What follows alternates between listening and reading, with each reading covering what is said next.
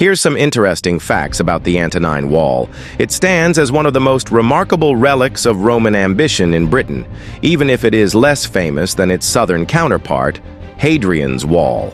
Constructed under the orders of the Roman Emperor Antoninus Pius around 142 AD, the wall was built to mark the northern frontier of Roman Britain, stretching approximately 39 miles, 63 kilometers, from the Firth of Forth to the Firth of Clyde in what is now central Scotland. Unlike the stone construction of Hadrian's Wall, the Antonine Wall was primarily built of turf on a stone foundation, creating a formidable earthen rampart that was both a physical and psychological barrier against the tribes of Caledonia.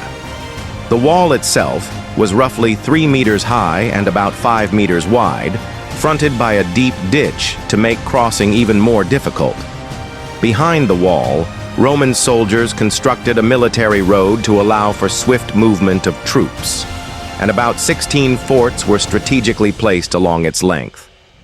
These forts and the wall were manned by Roman auxiliary forces rather than legionaries, with outposts and smaller fortlets built between the larger forts for better surveillance and defense. Though the Antonine Wall was an impressive feat of military engineering, its life as the Roman frontier was relatively short-lived. After only about 20 years, the Romans retreated south back to Hadrian's Wall, finding the maintenance and defense of such an extended northern boundary too costly and challenging against fierce local resistance. Today, although less imposing than it once was, the Antonine Wall remains a significant archaeological and cultural site. Much of the original turf wall has eroded over centuries, leaving behind only traces of its monumental presence, but key sections still survive, allowing visitors to get a sense of its scale and strategic placement.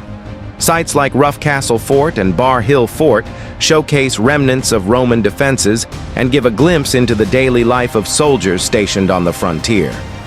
Archaeological finds such as distance slabs, elaborately carved and inscribed by Roman legions, provide vivid evidence of the pride the builders took in their work and the imperial authority they served.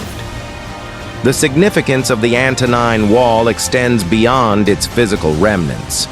It reflects the aspirations of Rome at its height, demonstrating the empire's reach into the farthest corners of its domain and its ability to impose order on distant lands. Moreover, it serves as a poignant reminder of the limitations of even the greatest empires, as the Roman withdrawal signaled that the reach of their power had found its limits in the wilds of northern Britain. In 2008, the Antonine Wall was deservedly designated a UNESCO World Heritage Site as part of the broader Frontiers of the Roman Empire listing, linking it symbolically and historically to Hadrian's Wall and the German limes. Walking along its remains today is an evocative experience, offering a connection to a moment in time when the edges of the known world were being mapped and defended by the mightiest force of the ancient world.